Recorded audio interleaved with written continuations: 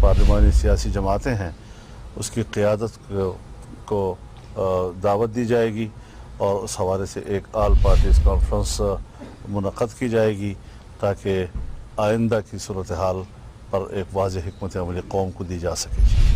بہت شکریہ. بسم اللہ الرحمن الرحیم. جیسے مولانا صاحب نے فرمایا، یہ ویسے بھی ہمارے لیڈر بھی ہیں، دوست بھائی بھی ہیں اور ملک کے خیر خواہ بھی ہیں.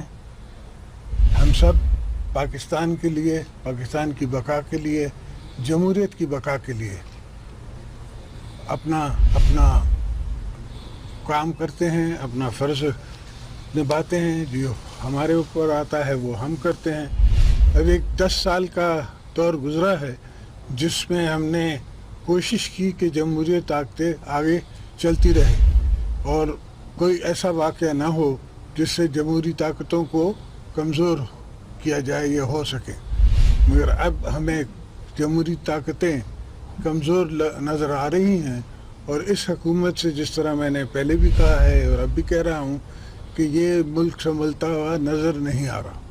تو اس بات کو میں نے روشن کرنا ہے، اس بات کو میں نے ساری پولیٹیکل فورسز کے ساتھ اس کے اوپر بات کرنی ہے اور پھر کوئی لائے عمل بنا کے، آگے کا لائے عمل بنا کے اور ان سب کو ساتھ لے کے چلنا ہے.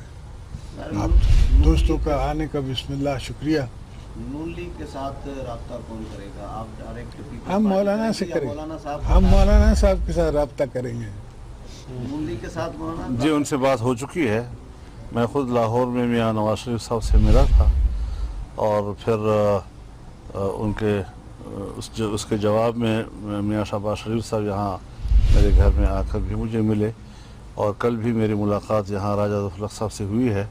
تو اس بات پر سب کا اتفاق ہے کہ انشاءاللہ ہم سب مل بیٹھ کر تو آنے والے مستقبل کے لیے لائحہ عمل طے کریں. آصف صاحب، حکومتی موقف یہ آ رہا ہے کہ جیسے جیسے ہم احتساب کا عمل تیز کر رہے ہیں ویسے ویسے اپوزیشن کو جمہوریت یاد آ رہی ہے اور خاص طور پہ آپ کے حوالے سے کہا فواد چودھری نے کہ آصف صاحب کو یاد ہونا چاہیے کہ ہم نے کچھ کیسز میں ان کو ریلیف بھی ملا ہے.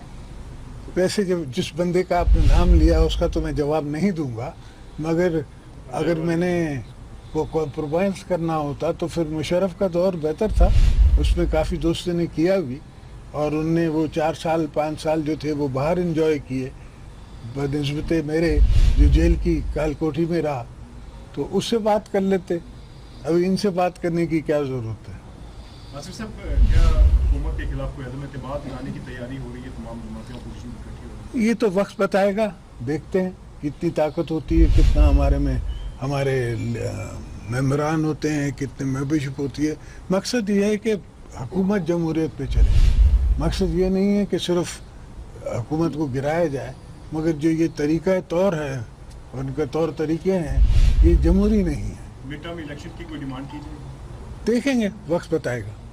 ایسا یہ بتائیے گا کہ جیسے آپ نے کہا کہ حکومت جمہوریت پہ چلے تو عدم اعتماد کی جو تحریک ہے وہ بھی تو ایک آئینی وہ ہے، آئینی بات ہے، کوئی غیر آئینی اقدام تو ہے نہیں. تو کیا آپ اس آئینی اقدام کے حوالے سے آگے جائیں گے؟ کیا پاکستان مسلم لیگ نون کے ساتھ، متحدہ مجلس عمل کے ساتھ اور دیگر جماعتوں کے ساتھ، جس طرح سے ایم کیو ایم بھی اس وقت نالاں ہے، اس وقت مینگل صاحب بھی نالاں ہیں، تو اس صورتحال میں کیا آپ عدم اعتماد کی جانب جائیں گے یا نہیں جائیں گے؟ سب دوستوں کے ساتھ مل کے ایک بات کی جا سکتی ہے، بات کی جا سکتی ہے. ایم کیو ایم اور مینگل سے ایک بات ہے. دیکھیے، جہاں تک عدم اعتماد کا مسئلہ ہے، عدم اعتماد تو ایک پارلیمانی پروسیجر ہے، لیکن بنیادی موقف جو ہم سب کا ہے وہ یہ ہے کہ یہ جعلی اکثریت ہے اور اس کو مینڈیٹ حاصل ہی نہیں ہے حکومت کرنے کا.